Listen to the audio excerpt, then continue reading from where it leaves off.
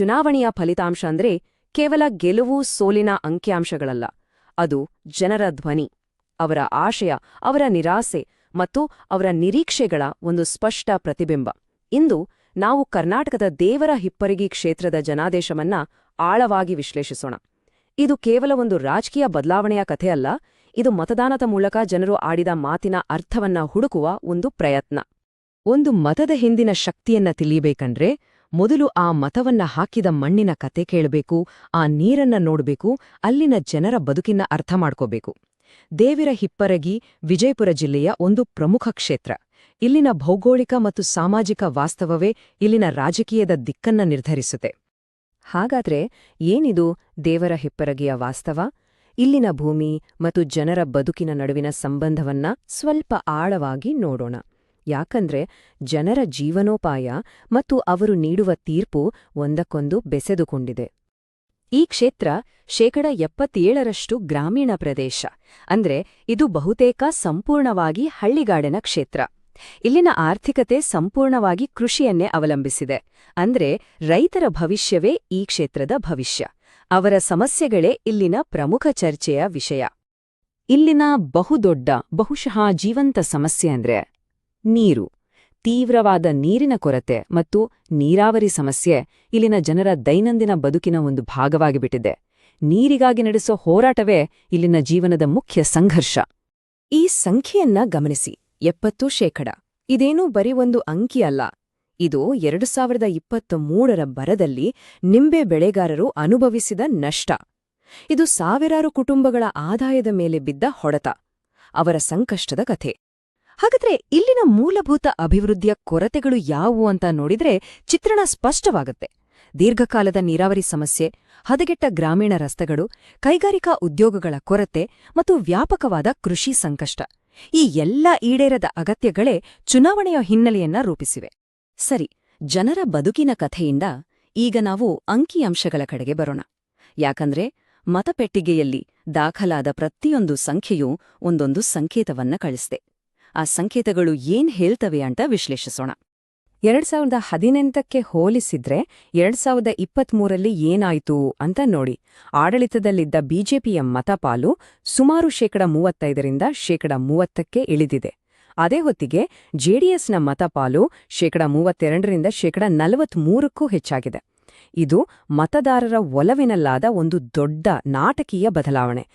20,175. ಇದು 2023ರ ಗೆಲುವಿನ ಅಂತರ. ಇದೊಂದು ಸಣ್ಣ ಅಂತರ ಅಲ್ಲ, ಇದೊಂದು ಸ್ಪಷ್ಟ ತೀರ್ಪು. ಬದಲಾವಣೆ ಬೇಕು ಅಂತ ಜನರು ಒಕ್ಕೊರಲಿನಿಂದ ಹೇಳಿದ ಹಾಗೆ ಇದೆ. ಈ ಹೋಲಿಕೆ ನೋಡಿ ಬದಲಾವಣೆಯ ಗಾತ್ರ ಎಷ್ಟಿದೆ ಅಂತ ಗೊತ್ತಾಗತ್ತೆ. 2018ರಲ್ಲಿ ಕೇವಲ 3,500 ಮತಗಳ ಅಂತರದಿಂದ ಗೆದ್ದಿದ್ದ ಸ್ಥಾನ 2023ರಲ್ಲಿ 20,000ಕ್ಕೂ ಹೆಚ್ಚು ಮತಗಳ ಅಂತರದ ಸೋಲಾಗಿ ಬದಲಾಗಿದೆ. ಅಷ್ಟೇ ಅಲ್ಲ, ಮತದಾನದ ಪ್ರಮಾಣನೂ ಜಾಸ್ತಿಯಾಗಿದೆ. ಅಂದ್ರೆ ಹೆಚ್ಚು ಜನರು ಬದಲಾವಣೆ ತರ್ಬೇಕಂತನೇ ಹೊರಬಂದಿದ್ದಾರೆ. ಸರಿ, ಈ ಬದಲಾವಣೆ ಯಾಕಾಯ್ತೋ? ಕೇವಲ ಸಂಖ್ಯೆಗಳ ಆಚೆಗೆ ಇದರ ಹಿಂದಿನ ಮೂಲ ಕಾರಣಗಳೇನು? ಈ ಜನಾದೇಶದ ಹಿಂದಿನ ವ್ಯವಸ್ಥಿತ ಕಾರಣಗಳನ್ನ ಈಗ ಆಳವಾಗಿ ನೋಡೋಣ. ಈ ಟೇಬಲ್ ಗಮನಿಸಿ. ಮೊದಲನೇದು ವೆಲ್ಫೇರ್ ಫಟಿಗ್, ಅಂದರೆ ಕಲ್ಯಾಣ ಯೋಜನೆಗಳ ಬಗ್ಗೆ ನಿರಾಸಕ್ತಿ. ಯಾಕೆ? ಪದೇ ಪದೇ ಭರವಸೆ ಕೊಟ್ಟು ಅದು ಈಡೇರದಿದ್ದಾಗ ಜನರಿಗೆ ಅದರ ಮೇಲೆ ನಂಬಿಕೆ ಹೋಗುತ್ತೆ. ಎರಡನೇದು ಡೆವಲಪ್ಮೆಂಟ್ ಗ್ಯಾಪ್, ಅಂದರೆ ಅಭಿವೃದ್ಧಿಯ ಅಂತರ. ಹಳ್ಳಿ ರಸ್ತೆಗಳು ಸರಿಯಿಲ್ಲ, ಬೆಳೆ ನಷ್ಟ ಆಗ್ತಾನೇ ಇದೆ. ಮೂರನೇದು ಜಾಬ್ಸ್ ಕ್ರೈಸಿಸ್, ಅಂದರೆ ಉದ್ಯೋಗದ ಕೊರತೆ. ಇವೆಲ್ಲ ರಾಜಕೀಯ ಪದಗಳಲ್ಲ, ಇವು ಜನರ ದಿನನಿತ್ಯದ ನೋವುಗಳು. ಈ ದೊಡ್ಡ ಸೋಲು ಒಂದೇ ದಿನದಲ್ಲಿ ಆಗಿದ್ದಲ್ಲ. ಇದು ಹಲವು ವರ್ಷಗಳಿಂದ ಸಂಗ್ರಹವಾದ ಜನರ ಅಸಮಾಧಾನದ ಸ್ಫೋಟ. ತೀವ್ರವಾದ ಆಡಳಿತ ವಿರೋಧಿ ಅಲೆ ಇತ್ತು. ನೀರಾವರಿ, ರಸ್ತೆಗಳಂತಹ ಅಭಿವೃದ್ಧಿ ಭರವಸೆಗಳು ಈಡೇರಿಲ್ಲ ಅನ್ನೋ ಭಾವನೆ ಬಲವಾಗಿತ್ತು.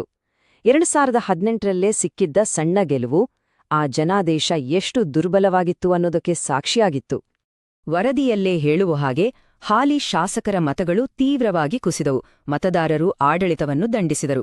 ಇದು ಸ್ಪಷ್ಟವಾಗಿ ಇದ್ದ ವ್ಯವಸ್ಥೆಯ ತಿರಸ್ಕಾರ. ವ್ಯಕ್ತಿಗಳಿಗಿಂತ ಹೆಚ್ಚಾಗಿ ಆಡಳಿತದ ವೈಫಲ್ಯಕ್ಕೆ ಸಿಕ್ಕ ತೀರ್ಪಿದು. ಯಾವುದೇ ವ್ಯವಸ್ಥೆಯಲ್ಲಿ ಸಾರ್ವಜನಿಕ ಚರ್ಚೆಗಳು ಜವಾಬ್ದಾರಿಯುತವಾಗಿರಬೇಕು. ಪ್ರತಿಯೊಬ್ಬರ ಘನತೆಯನ್ನು ಗೌರವಿಸುವುದು ನಮ್ಮ ಸಂವಿಧಾನದ ಮೂಲ ಆಶಯ. ಈ ತೀರ್ಪು ಕೂಡ ಆ ಘನತೆಯ ಹುಡುಕಾಟದ ಒಂದು ಭಾಗವಾಗಿರಬಹುದು. ಸರಿ, ಸಮಸ್ಯೆಯನ್ನ ವಿಶ್ಲೇಷಣೆ ಮಾಡಿದ್ದು ಆಯ್ತು. ಈಗ ಪರಿಹಾರದ ಕಡೆಗೆ ನೋಡೋಣ. ಒಂದು ಜವಾಬ್ದಾರಿಯುತ ಆಡಳಿತ ಈ ಸಂಕೇತಗಳಿಗೆ ಹೇಗೆ ಸ್ಪಂದಿಸಬಹುದು? ಅದಕ್ಕೊಂದು ಸ್ಪಷ್ಟವಾದ ನೀಲನಕ್ಷೆ ಬೇಕು. ಜನರ ಮೂಲಭೂತ ಸಮಸ್ಯೆಗಳಾದ ನೀರು, ರಸ್ತೆ ಮತ್ತು ಉದ್ಯೋಗ ಇವುಗಳಿಗೆ ನೇರ ಉತ್ತರವಾಗಿ 3 ಪ್ರಮುಖ ಯೋಜನೆಗಳನ್ನು ರೂಪಿಸಬಹುದು. 1. ಬೃಹತ್ ಏತ ನೀರಾವರಿ ಯೋಜನೆ, 2. ಗ್ರಾಮೀಣ ರಸ್ತೆಗಳ ಉನ್ನತೀಕರಣ ಮತ್ತು 3. ಕೌಶಲ್ಯ ಮತ್ತು ಉದ್ಯಮಶೀಲತಾ ಕೇಂದ್ರ. ಮೊದಲನೆಯದಾಗಿ ಬೃಹತ್ ಏತ ನೀರಾವರಿ. ಇದು ಈ ಕ್ಷೇತ್ರದ ಜೀವನಾಡಿಯಾದ ನೀರಿನ ಸಮಸ್ಯೆಗೆ ಒಂದು ಶಾಶ್ವತ ಪರಿಹಾರ ಕೊಡುವ ಸಾಮರ್ಥ್ಯ ಹೊಂದಿದೆ. ಇದು ಕೇವಲ ಭೂಮಿಗೆ ನೀರು ಹರಿಸೋದಲ್ಲ, ಜನರ ಬದುಕಲ್ಲಿ ಹೊಸ ಭರವಸೆ ಮೂಡಿಸುತ್ತೆ. ಇದಕ್ಕೆ ಬೇಕಾಗುವ ಹೂಡಿಕೆ ಸುಮಾರು 235 ಕೋಟಿ ರೂಪಾಯಿಗಳು. ಹೌದು, ಇದು ದೊಡ್ಡ ಮೊತ್ತ. ಆದರೆ ಇದು ಬದಲಾವಣೆ ತರಲು ಬೇಕಾದ ಗಂಭೀರತೆಯನ್ನ, ಬದ್ಧತೆಯನ್ನ ತೋರಿಸುತ್ತೆ. ಹಾಗಾದ್ರೆ ಈ ಹೂಡಿಕೆಯಿಂದ ಸಿಗೋ ಪ್ರತಿಫಲ ಏನು? ಕೇವಲ 2 ವರ್ಷಗಳಲ್ಲಿ, ಅಂದ್ರೆ 24 ತಿಂಗಳುಗಳಲ್ಲಿ 10,000ಕ್ಕೂ ಹೆಚ್ಚು ರೈತರ ಜಮೀನುಗಳು ಮಳೆ ಆಶ್ರಯದಿಂದ ನೀರಾವರಿಗೆ ಬದಲಾಗುತ್ತವೆ. ಇದನ್ನ ಕೇವಲ ಹಣಕಾಸಿನ ಲಾಭ ಅಂತ ನೋಡಬಾರ್ದು. ಇದು ರೈತರ ಜೀವನ ಮಟ್ಟವನ್ನೇ ಬದಲಾಯಿಸುವ ಶಕ್ತಿ ಹೊಂದಿದೆ. ಈ ಸಂಪೂರ್ಣ ನೀಲನಕ್ಷೆಯನ್ನ ಒಟ್ಟಾಗಿ ನೋಡಿದ್ರೆ ನೀರಾವರಿಗೆ 735 ಕೋಟಿ, ಇದರಿಂದ 10,000ಕ್ಕೂ ಹೆಚ್ಚು ರೈತ ಕುಟುಂಬಗಳಿಗೆ ಲಾಭ.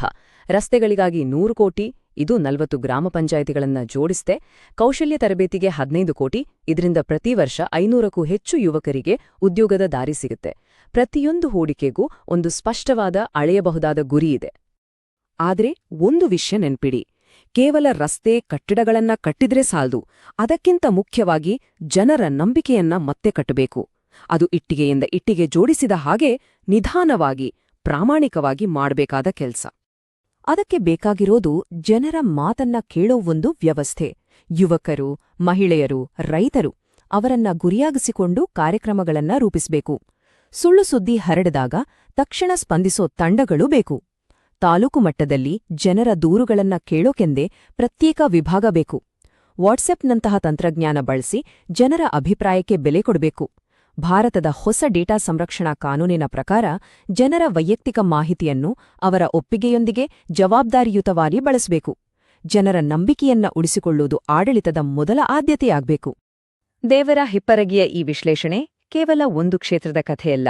ಇದು ನಮ್ಮ ದೇಶದ ಪ್ರತಿಯೊಬ್ಬ ಸಾರ್ವಜನಿಕ ಮುಖಂಡರಿಗೂ ಒಂದು ಪಾಠ. ಮುಂದಿನ ದಾರಿ ಸ್ಪಷ್ಟವಾಗಿದೆ. ಆಯ್ಕೆಯನ್ನ ನಾವು ಮಾಡಬೇಕು. ನೆನಪಿಡಿ, ಆಡಳಿತ ಅನ್ನೋದು ಕೇವಲ ಒಂದು ಭರವಸೆಯಲ್ಲ, ಅದೊಂದು ವ್ಯವಸ್ಥೆ. ಪ್ರಶ್ನೆ ಇರೋದು, ಆ ವ್ಯವಸ್ಥೆ ಜನರ ಮಾತನ್ನ ಕೇಳ್ತಾ ಇದೆಯಾ? ಇದು ನಾವು ಕೇಳ್ಕೊಳ್ಬೇಕಾದ ಅಂತಿಮ ಪ್ರಶ್ನೆ.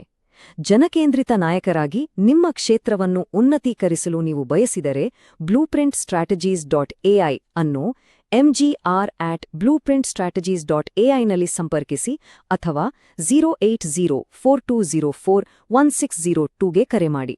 ರಾಜಕೀಯವನ್ನು ಮೀರಿದ ಉದ್ದೇಶ